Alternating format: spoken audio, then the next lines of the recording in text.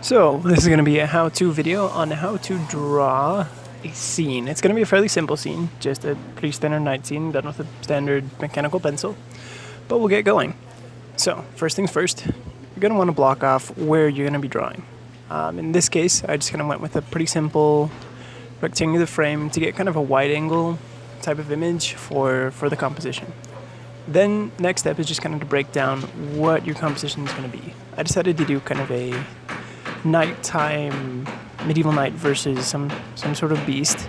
And so I started to decide first where I was going to put the knight, the beast, and then just so you know, this is the basic breakdown of a human figure. Just kind of the most basic shapes. You've got your oval for the head, triangles for these sort of positions, and then basic proportionings of the body. So when you draw, you're going to want to get very familiar with this so that you can just kind of zoom in, zoom out on whichever part you need, manipulate it, move it, bend it, and get the foreshortening like you need to. Alright, so moving on now to the arms. I decided to shift the angle to get a little bit of weight.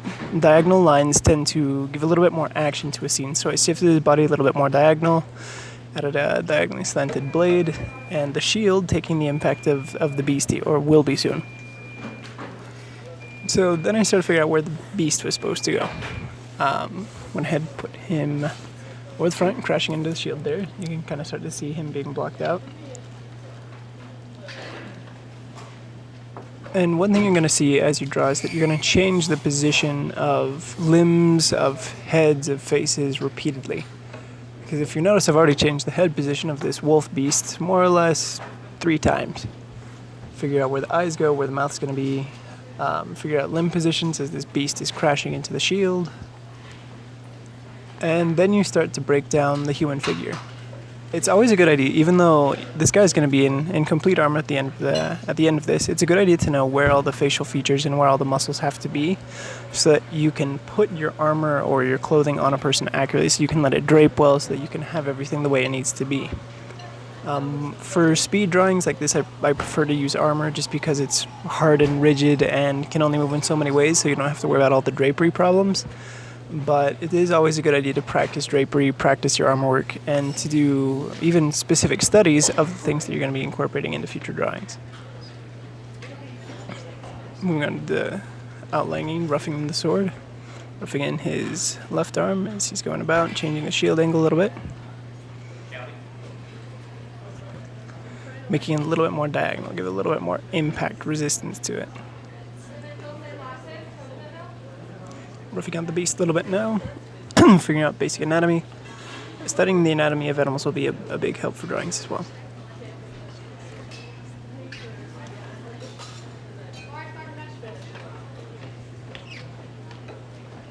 Alright, so now I'm starting to rough out the armor shape. All this is done, I haven't erased any lines yet, that'll be coming in a little bit. And I just kind of start to figure out where all the armor goes, how it fits together. I chose a slightly Germanic armor for this particular piece.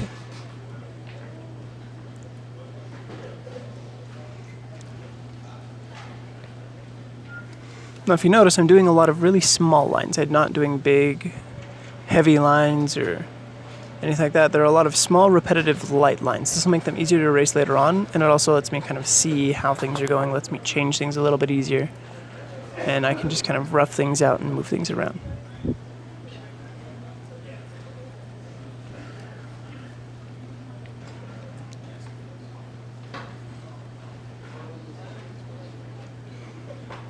Right, doing a little bit of detail work, erasing the face to be able to get some of the details on the visor. Starting to rough out a little bit more the plates of the pauldron or shoulder piece.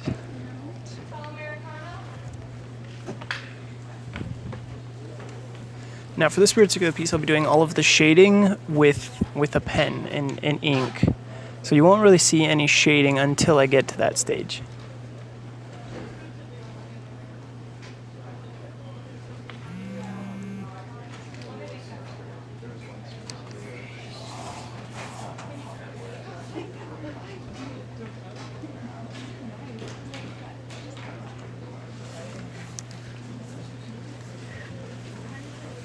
So now I'm starting to work on the detailing on the beast. I'm putting some of the teeth in the mouth, and I decided to make it vaguely wolfish I went ahead, gave it 4 eyes, kind of made him weird, and I decided to do kind of porcupine-type quills all over this thing's body. I'll be working those to try and get them look at least, slightly demonic or venomous or something. Roughing in the paw, the basic paw shape, where all the claws are going to go, the basic shape of the forearm or forepaw, and figuring out where his other paw is going to be flying up.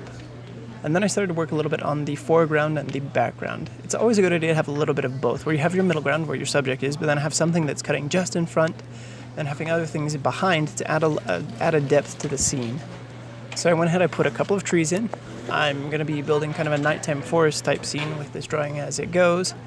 And this is basically the rough thumbnail right here. So now just kind of...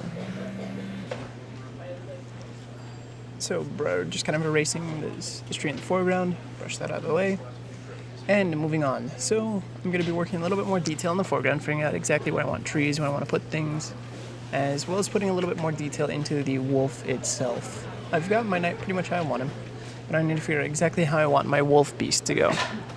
So I'm starting to erase some of the other lines, starting to clean it up so I can see where my actual drawing is. Before I ink this, I want to make sure that I don't have any accidental or unwanted lines. And so to kind of make that a little easier, now I'm going to darken up some of the pencil marks to get them a little easier to see. Okay, going around, now working on the left pauldron. I tend to work in a cyclical manner. A lot of people tend to do like all of one step all at once. I tend to like do multiple steps at once where I'm roughing in the background while I'm doing fine detail on the foreground or other things. It's kind of a more scatterbrained way of drawing, but it can work. So putting a couple of quills on the forearm. Now, as far as the sword goes, I went ahead and chose more of a Han Dynasty Chinese style sword, even though it is a European armor. And I do advise doing several weapon studies as well if you are going to be doing any fantastical or even modern style art where you draw the weapons you're going to be using a lot in your art. And just draw them repeatedly, draw them in different angles. If you have any, then just move them around and see what they look like, but that'll be a big help to you.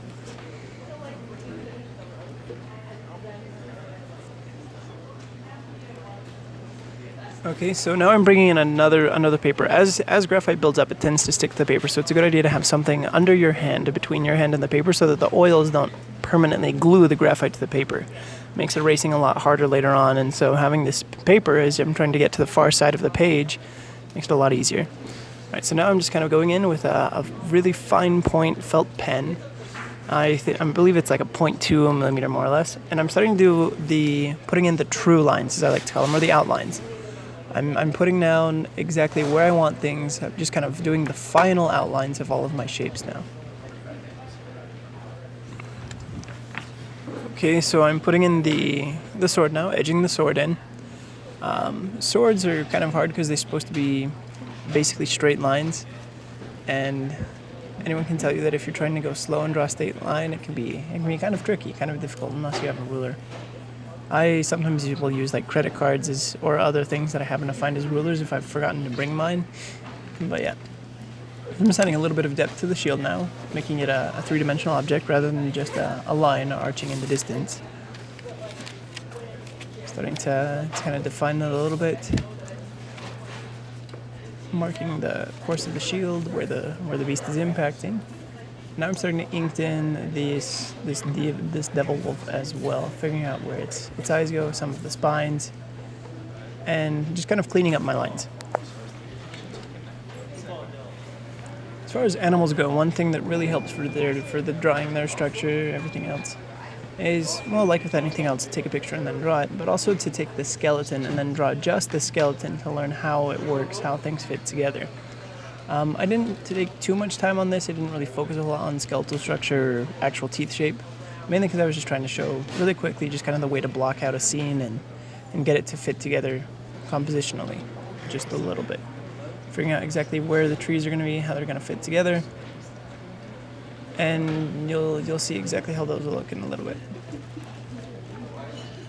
Alright, so now I'm starting to work a little bit on the fur of the wolf, just kind of the outline, basic shapes, some of the spines on the back.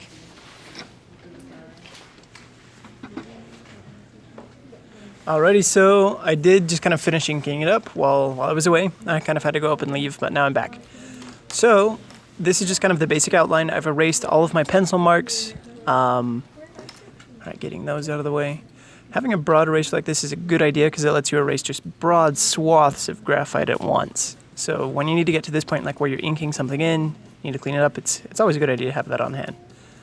So now I'm getting to some of the detailing work. Now I'm going to get to the shading and the fine details of the armoring, the rivets holding everything in place, which is what I'm working on right now. And working on some of the specific shading elements of this image.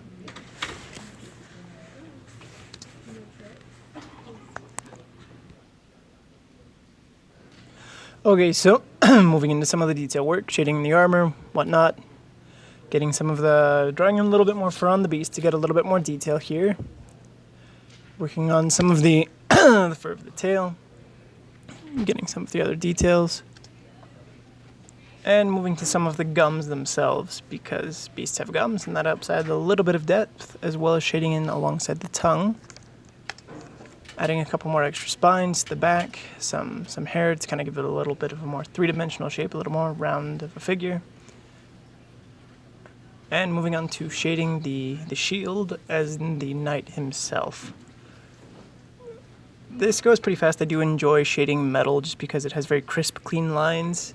Putting in chainmail is pretty easy as well because you just have to do alternating circles where you do half circles going one way and then you draw them going the other way on the way back. Putting a couple extra details in on the armor here. One important thing to consider when shading is always going to be your light source. You have to determine where your light's going to be coming from before you shade. For example, for this picture, I decided to put the light in front of the characters as well as off to the left-hand side just a little bit. And then I just stuck with that throughout the shading process to know more or less how the shadows would fall, where I would need to put darker lines where. So, all right, putting in some shadows in the background.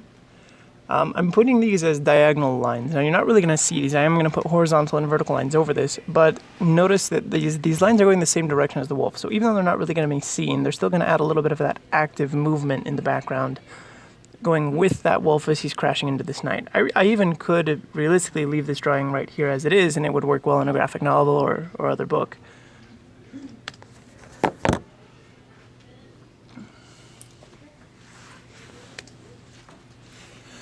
So moving on to the last part here, I'm just gonna continue shading.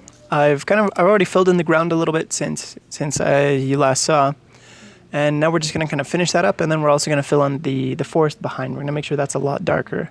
I've darkened in a lot of the plants, the shrubbery that's around here, and we're just gonna make sure that it's all nice and dark and good to go. I'll also be putting a little bit more definition in on the characters themselves, making sure that they're well defined, that they stand out well with the background. So I'll be adding a lot of imagery to this picture, making sure that they're nice and separated. So we're just shading in by the trees now. One thing I like to do is I'll start with where I want it to be the darkest. So like I'm starting right up against the edge of the tree and at the very top of the frame. And then I block that in, and then I'll slowly gradiate down where I want it to look like you can see a little bit more. This creates like the illusion of distance, of depth, that you're looking somewhere else.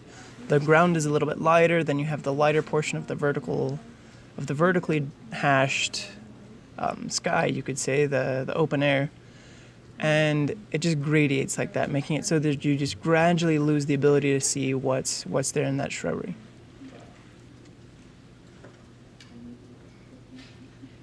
If you can, I don't know if you can tell or not, but I am having to do a couple of passes to get this to work out right. Kind of bringing it down a little bit more to his arm. I didn't really like where I'd put the ground the first time, so I just kind of brought that down to help him stand out a little bit more, where now there's this dark patch right by his arm that kind of helps the bright spot of his arm pop out a little more.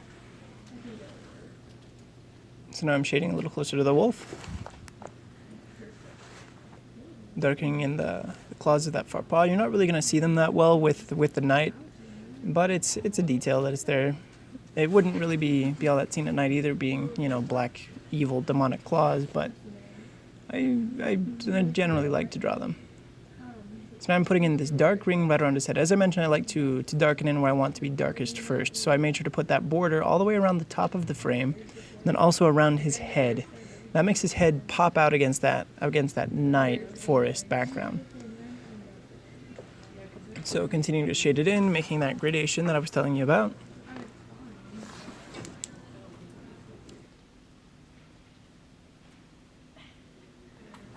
And there you go, finished scene.